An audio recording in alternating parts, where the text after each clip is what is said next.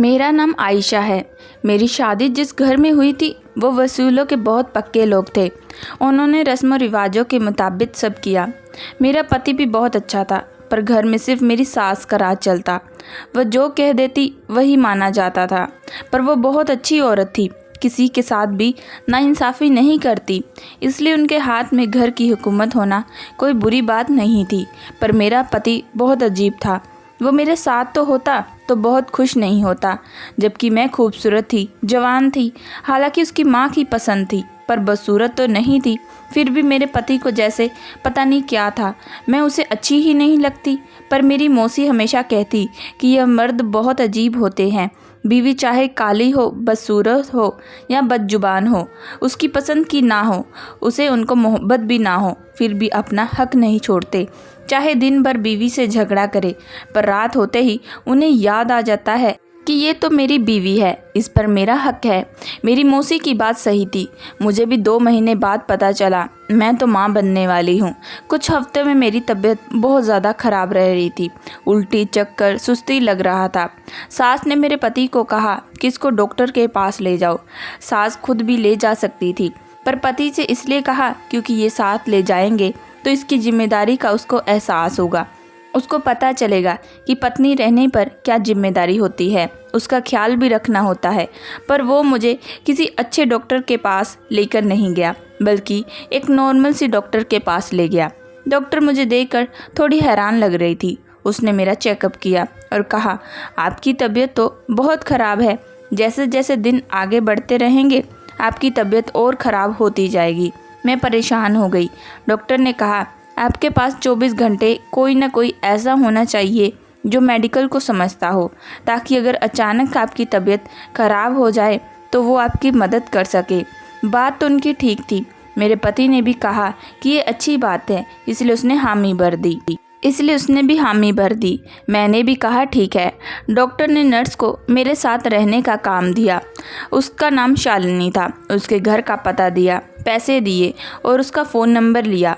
Doctor ने उसकी guarantee भी दी। वो दिन रात हमारे साथ ही रहने वाली थी। घर आए तो सास को सब बताया। ये पहला काम था जो मेरा पति बहुत जिम्मेदारी से कर रहा था। शायद उसे एहसास हो गया था। अगले दिन सुबह सुबह शालिनी घर आ गई। उसे कुछ सामान के साथ मेरे कमरे के सामने वाला कमरा दिया गया, ताकि मुझे उसकी ज़रूरत हो तो मैं उसे आसानी से बुला सकूं। मेरी ननंद कहने लगी कि बड़ा ख्याल रखा जा रहा है, ख़ानदान का बच्चा पैदा कर रही है। मेरी सास ने कहा कि वो इस ख़ानदान का बच्चा पैदा कर रही है। बच्चा पैदा करना कोई आसान काम नहीं होता। पहले बच्चे के बारे में और भी ज़्यादा तकलीफ़ होती है। जब तुम माँ बनोगी तो तुम्हें पता चलेगा, इसलिए ज़्यादा बातें ना करो। मेरी सास तो वाकई दबंग औरत थी। सब कुछ ठीक था, मेरी तबीयत भी ख़राब हुई। दिन रात की ड्यूटी पर मेरे लिए एक नर्स रख दी गई। वो भी नहीं थी, मैं पूरी तरह से बेड रेस्ट पर थी। शालिनी भी अच्छी थी, मेरा बहुत ज़्यादा ख्याल रखती। पर एक रात जब मैं अचानक मेरी तबीयत ख़राब हुई तो मैंने उसे आवाज़ दी। मैं उसे पुकार रही थी, पर वो नहीं आ रही और कमरे में मेरा पति भी नहीं था। मैं उठकर उसके कमरे की तरफ गई तो वो वहाँ भी नहीं थी। मुझे गुस्सा आने लगा कि ये है कहाँ। फिर अचानक से वो कहीं से आ गई। मेरा पति भी हमारे कमरे में आया। मैंने पूछा, आप कहाँ थे? तो कहने लगे, मैं बाथरूम में था। शायद ठीक कह रहे थे, क्योंकि मैंने उन्हें वहाँ तलाश नहीं किया था।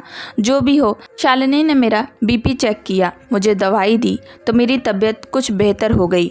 फिर मैं सुकून से सो गई। पर मेरे पति के चेहरे पर ज़्यादा फिक्र या परेशानी नज़र नहीं आ रही थी, बल्कि आजकल मेरा पति बहुत खुश रहता।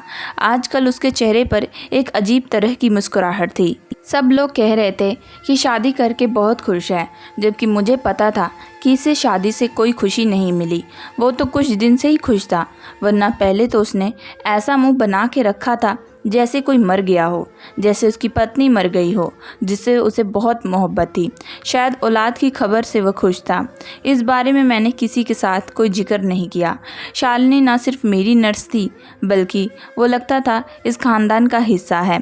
पर मेरी मम्मी ने समझाया था कि कमरे की बातें कभी बाहर मत निकालना, इसलिए मैंने उसके साथ कभी कुछ बात नहीं की। ऐसा लगता था कि कभी कभी वह ख़ानदान का हिस्सा है, कभी कभी उसका ज़रूरत से ज़्यादा मीठा व्यवहार मुझे अजीब लगता। एक दिन तो मेरी ननंद ने कह दिया, कितनी अच्छी है वो हंसमुख सी। एक हमारी भाभी है, जब से आई है मुंह बंद करके फिरती रहती है। मैंने उसे कहा कि सबका अपना मिजाज होता है, तुम्हें इस तरह की फजूल बात नहीं करनी चाहिए। मेरी सास ने भी कहा, ऐसा नहीं कहना दोबारा। ना जाने मेरी ननद को मुझसे इतनी नफ़रत क्यों थी, पर मुझे उससे नफ़रत नहीं थी। इस बात का सबूत यही है कि मुझे पता चला कि उसका किसी के साथ चक्कर चल रहा है। फिर भी मैंने ये बात किसी को नहीं बताई, क्योंकि ये इस घर की इज्जत का सवाल था और मैं नहीं चाहती थी कि मैं शिकायत करूं और वो मुझे सबके सामने झूठा साबित कर दे, क्योंकि आजकल की लड़कियां का तो पता है बहुत चालाक होती हैं। यूँ सबके सामने मेरी ही बेइज्जती होनी थी, इसलिए मैं खामोश हो गई और इस चीज़ पर कोई बात नहीं की। मैंने उसको उसके हाल पर छोड़ दिया और अपनी ज़िंदगी में मशरूफ़ हो गई। दिन इसी तरह गुजरने लगे, जब एक दिन बहुत कुछ अजीब हुआ। मेरी सास घर पर नहीं थी जब मोहल्ले वाली मिलने आई।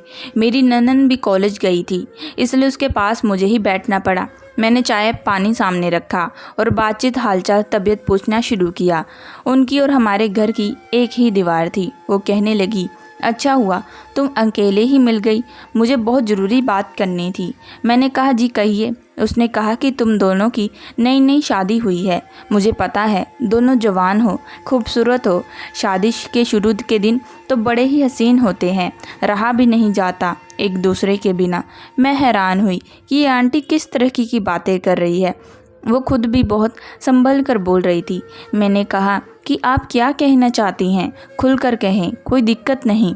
उन्होंने कहा कि बेटा, हम आपकी तरह अमीर नहीं हैं, हमें आजकल बहुत गर्मी लगती है, कमरों में दम घुटता है, कोई एसी वगैरह भी नहीं है, ना ही एयर कूलर। बाबा आदम के ज़माने के हैं, उसी के आगे चारपाई डालकर रात को छत पर सोते हैं। लेकिन आपके छत से बहुत ही अजीब आवाज़ें आती हैं। मेरी 4 बेटियां हैं जो कि जवान हैं। ऐसे में जब हम ऊपर सोए होते हैं तो हम लोगों की बच्चियां भी शर्म से पानी पानी हो जाती है और मैं भी। हम लोगों को सोने दे, आप लोग अपनी जगह बदल लें। मैं उसकी बात सुनकर हैरान रह गई कि ये औरत क्या कह रही है, कौन सी आवाज़ों की बात कर रही है। मैंने कहा कि आंटी, भगवान से डरे, ऐसी कोई बात नहीं है। मैं तो आजकल बीमार हूँ, कमरे से बाहर भी नहीं निकलती। उसने कहा कि मैं बात नहीं करना चाह रही कि तुम शर्मिंदा ना हो, बस इस बारे में कुछ सोच लो। अच्छा नहीं लगता बेटी, तुम भी मेरी बेटियों की उम्र की हो, इसलिए प्यार से समझाने चली आई। बाकी मेरी बात का बुरा ना मानना, नई नई शादी है, दोनों खूबसूरत हो, भगवान तुम दोनों के प्यार को यूं ही बनाए रखे, बस यही कहने आई थी। मैं उनकी बात सुनकर हैरान रह गई। वो वहाँ से जल्दी जल्दी में चली गई। मैं हैरान रह गई, इन्होंने मेरी बात ही नहीं समझी। छत पर एक पुराना कमरा था जहाँ कबाड़ रखा जाता, हम वहाँ क्यों जाएंगे। मेरा पति तो मुझे मेरे कमरे में नहीं बुलाता था, मेरी तरफ ठीक से तरह देखता भी नहीं था। इतनी मजबूरी कौन सी थी कि हम कोई ऐसी वैसी बात करें। मैं तो हैरान रह गई। शायद उनको कोई गलतफहमी हुई है, शायद आवाज़ किसी और के घर से आ रही थी। हमारी नई नई शादी तो हुई थी, पर इसका मतलब यह नहीं था कि हमने ही सिर्फ शादी की थी। इस मोहल्ले में सिर्फ हम दोनों ही नहीं थे, दूसरे लोग भी रहते थे। पर बात गौर करने की यह थी, कहीं ये सब मेरी ननद की पकी पकाई खीर तो नहीं। वो किसी को घर बुलाती हो, तौबा तौबा, क्या वो इस हद तक गिर सकती थी कि किसी को रात को घर छत पर बुलाती थी। पर आजकल ये सब आम बात था। जैसे एक झूठ को छुपाने के लिए 100 झूठ बोलना पड़ता है, वैसे ही एक बुराई के आगे 1000 बुराइयों की तरफ ले जाती है। मुझे अपनी ननद पर नज़र रखनी चाहिए थी और सब सबूत के साथ घर वालों को बता देना चाहिए, क्योंकि इस तरह तो घर की इज्जत नीलाम कर रही थी। मुझे इसे रोकना चाहिए था, इसलिए सोच लिया कि कुछ ना कुछ तो करना ही पड़ेगा। वैसे कितनी अजीब लड़की थी मेरे ननद, तौबा तौबा, मुझे ननद पर नज़र रखना था। पर शालिनी मुझे बिस्तर से उतरने ही नहीं देती। उसे जाने क्या दिक्कत थी, इतनी भी तबीयत ख़राब नहीं थी मेरी। पर आज रात तो कुछ बहुत अजीब हुआ। मुझे ऐसी बेहोशी वाली नींद आई कि सुबह मुझे पता चला कि मैं तो सो गई, जबकि मुझे ननद पर नज़र रखनी थी। सोचा था फ़ोन पर कोई वीडियो या कोई आवाज़ रिकॉर्डिंग कर लूँगी, पर मौका ही नहीं मिल रहा था। रात होते ही मैं ऐसी नींद में चली गई कि अपना होश ही नहीं रहा। मैं खुद हैरान थी कि मेरे साथ क्या हो रहा है। पर एक दिन बहुत कुछ अजीब हुआ। मेरी ननद अपने उसी बॉयफ्रेंड से बात कर रही थी। दोनों झगड़ रहे थे। वह कह रही थी कि कब से कह रही हूँ मैं तुमसे अकेले मिलने नहीं आ सकती, तुम्हें ये बात समझ में नहीं आती। हाँ, मेरी माँ से मुझे बहुत डर लगता है। मैं हैरान थी, ऐसा क्या सोचती है, ये तो इतना बड़ा काम नहीं कर सकती। ये तो आदमी से इस बात पर लड़ रही थी कि मिलने नहीं आ सकती, इसका मतलब इसका काम नहीं था। पर जब मैं वहाँ से जाने लगी, मेरी ननद ने मुझे देख लिया और कहा, भाभी आप यहाँ पर क्या कर रही हैं? मैं थोड़ा सा घबरा गई। मैंने उससे कहा कि तुमसे एक बात करनी है। उसने कहा कि अंदर आ जाइए। मैंने उसे सब बता दिया। मैं उसके बारे में भी जानती थी। वो हैरान थी। उसने कहा कि आपको सब पता था, फिर भी आपने किसी को कुछ नहीं बताया। ये तो आपका बड़प्पन है, वरना भाभियाँ तो ननंद का राज कभी नहीं रखती। मैंने कहा कि सब एक जैसी नहीं होती। उससे मेरी दोस्ती हो गई। उसने कहा कि भाभी आप चिंता ना करें, बस हम दोनों ने सोचा हम ऐसा काम करने के बारे में सोच भी नहीं सकते, और सोहन तो मेरे घर पर रिश्ता भेजने वाला है। मैंने कहा कि हम लोगों को मिलकर कुछ सोचना होगा और बात तक जाना होगा। ये सब तो अपनी जगह है। मेरा पति तो आजकल मुझसे और भी दूर हो गया था। मुझे तो अब इच्छा ही नहीं होने लगी थी और उसे मेरा कोई ख्याल भी नहीं था। हम लोगों ने सोचा कि सारी ज़िंदगी कैसे गुजरेगी। शालिनी मुझे रोज़ एक गोली दिया करती है। उससे पूछती हूँ तो उसने कहा कि ये दर्द की गोली है। पर जब से मैं ये गोली खा रही थी, उसी से मुझे तब से नींद आ रही थी। मैं ननद के साथ डॉक्टर के पास गई और साथ में गोली का खाली डिब्बा भी ले गई। डॉक्टर को बताया कि बहुत नींद आती है, बेहोशी जैसी। साथ में गोली भी दिखाई। उसने कहा कि ये तो नींद की गोली है, ये आधी भी खा ले तो 6 फुट का बंदा सो जाता है। आपकी जैसी हालत है, आपको तो ये खाना ही नहीं चाहिए। कौन दे रहा है? हम दोनों हैरान रह गए। मैंने सोच लिया कि आज गोली नहीं खाऊंगी। मैं जब रात को कमरे में बैठी थी, शालिनी मुझे दवाई देने आई तो मैंने दवाई ले ली, पर वो लाल पैकेट वाली गोली नहीं खाई और फेंक दी। वो चली गई। उसके बाद मुझे बिल्कुल नींद नहीं आ रही थी। इसका मतलब डॉक्टर की बात ठीक थी। मेरा पति भी जाग रहा था। कहने लगा, तुम्हें नींद नहीं आ रही? मैंने कहा कि नहीं, जब आएगी तो मैं सो जाऊंगी। वो भी सो गया। मैंने उससे कहा कि मैं रोज़ रात को आपसे पहले ही सो जाती हूँ, आपको बुरा नहीं लगता? उसने कहा कि तुम्हारी तबीयत खराब है, ऐसी हालत में ऐसा होता है। मैं समझता हूँ ये सब, पर उसने आज की रात मेरे जागने पर भी कोई फ़ायदा नहीं उठाया। इस बात पर मैं बहुत उदास थी और हैरान भी। सुबह ये बात ननद को बताई, वो भी हैरान थी। फिर हम पड़ोसी वाले के घर गए। बातों ही बातों में पूछा कि ये सब कब से हो रहा है। उसने कहा पहले तो नहीं होता था, यही कोई 3 हफ्तों से हो रहा है, पर मेरी शादी को तो 2.5 महीने हो गए और तब मुझे पता चला कि मैं माँ बनने वाली हूँ। पर शालिनी को इस घर में आए हुए तकरीबन 3 हफ्ते हो चुके थे। इसका मतलब क्या था? अगले दिन मैंने और मेरी ननद ने प्लान बनाया, फिर रात को हम छत पर जाएंगे। हम लोग फ़ोन पर बात कर रहे थे। मेरी आंख लग गई, पर अचानक जाग गई। पति कमरे में नहीं था, पर शायद बाथरूम में था। कोई अंदर से आवाज़ भी नहीं आ रही थी। मैं भी कमरे से निकल गई, अपनी ननद के साथ छत वाले कमरे की तरफ दबे पांव बढ़ी। हम दोनों काफ़ी डरी हुई थी और हैरान भी थी कि क्या होगा आगे। पड़ोसी वाले के एयर कूलर की आवाज़ भी आ रही थी, मतलब वो छत पर ही सो रहे थे। मेरी ननद तो साथ डंडा भी ले आई। उसका कहना था कि ज़रूर कोई और भी है जो हमारे घर के कमरे को गलत काम के लिए इस्तेमाल कर रहा है। उसकी बात भी ठीक हो सकती थी, लेकिन आज रात इस राज से पर्दा उठ ही जाना था। जब हम करीब पहुँचे तो वाकई आवाज़ आ रही थी। हम हैरान रह गए। हमने एक दूसरे की तरफ देखा कि अब क्या करें। मतलब अंदर कोई था, ज़रूर एक मर्द और एक औरत। मेरी ननद ने अचानक आगे बढ़कर दरवाज़ा खोल दिया, जैसे अब उसे और इंतज़ार नहीं हो रहा था, और सामने का मंजर देखकर हमारी रूह कांप गई। हम लोगों ने मुंह फेर लिया। मेरी ननद के हाथ से डंडा गिर गया, क्योंकि सामने कोई और नहीं, मेरा पति और शालिनी एक दूसरे के साथ मौजूद थे। मैंने तो रोना शुरू कर दिया। मेरे दिमाग ने काम करना बंद कर दिया। ननद ने चिल्ला चिल्ला कर सास को बुला लिया। थोड़ी देर बाद घर का माहौल अदालत जैसा था। मेरा पति और शालिनी किसी मुजरिम की तरह खड़े थे। मैंने आज सब कुछ बता दिया कि मेरे पति का व्यवहार कैसा है। नर्स मुझे नींद की दवाई दे रही थी। और साथ में मैंने वो पड़ोसी वाली बात भी बताई। मेरी सास ने कहा, इससे तो जान का खतरा हो सकता है। तुम लोगों ने तो सब कुछ बता दिया, अब तुम दोनों सच बताओ कि मैं पुलिस को बुला लूं। नर्स डर गई और सब बताने लगी। उसने कहा, आपका बेटा और मैं एक दूसरे से प्यार करते हैं, मेरी जात नहीं मिलती। आपने अपने बेटे की शादी कर दी, पर हमारी मोहब्बत को सुकून नहीं मिला। माँ बाप ही नहीं है सर पर, इसलिए इसको यकीन था कि आप थे। फिर हमने एक प्लान बनाया। डॉक्टर ने जानबूझकर कहा, आपकी बहू को 24 घंटे एक नर्स की ज़रूरत है, जबकि ऐसा कुछ नहीं था। वो डॉक्टर भी हमारे साथ मिली हुई थी।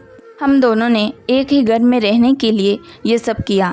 आपकी बहू को मैं नींद की गोली देती ताकि उसे होश ना रहे और रात को उसका पति उसके कमरे में नहीं होता। ये हम दोनों का प्लान था। रात होते ही हम छत वाले कमरे में चले जाते। नर्स की जुबान ये कहते कहते रुक गई। मेरी सास ने कहा, रुक क्यों गई हो, अपनी बेशर्मी का किस्सा भी जारी रखो।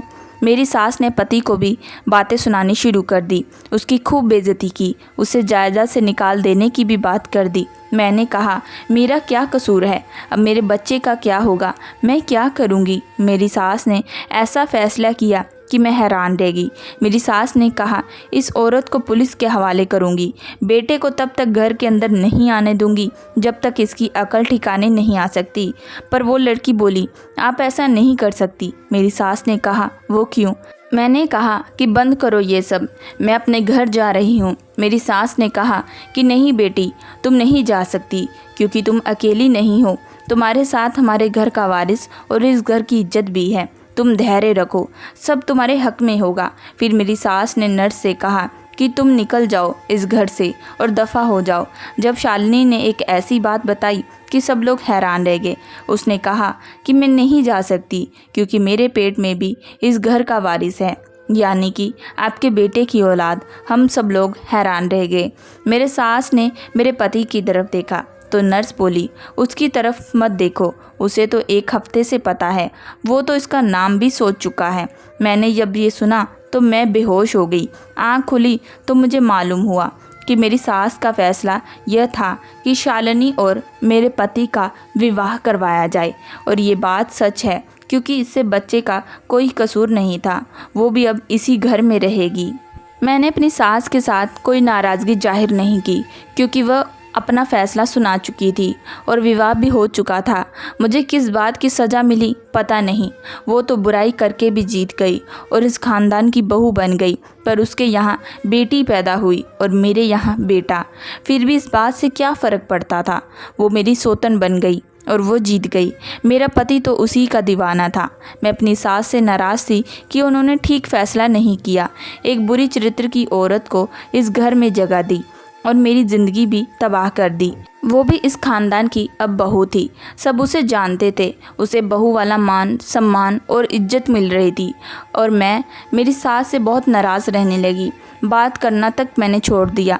पर वो कहती कि तुम मेरे उद्देश्य को नहीं समझती, एक दिन तुम्हें ज़रूर समझ में आ जाएगा। फिर एक दिन कुछ अजीब हुआ। शालिनी ने किसी और के साथ चक्कर चलाकर भाग गई। इस बात की खबर सबसे पहले मेरे पति को हुई। जब उसने बात करने की कोशिश की, उसने ऐसा क्यों किया, तो वो इससे पहले ही घर से भाग गई, अपनी बेटी और पति को छोड़कर। अब उसकी बेटी को मैं ही माँ बनकर पालने लगी हूँ। मेरे पति ने भी मुझसे माफ़ी मांगी और मेरे करीब आ गए। मेरी सास ने कहा वह एक बुरे ख्याल की लड़की थी।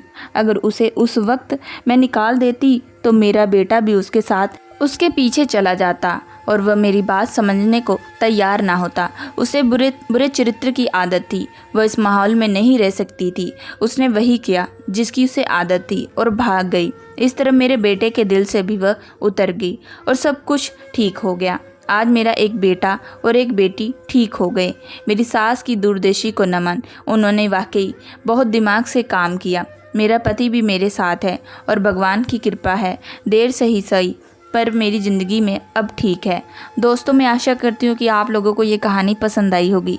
अगर आप लोगों को ये कहानी पसंद आई है तो प्लीज़ हमारे चैनल को लाइक एंड सब्सक्राइब ज़रूर करिएगा एंड बेल आइकन का बटन ज़रूर दबाइएगा।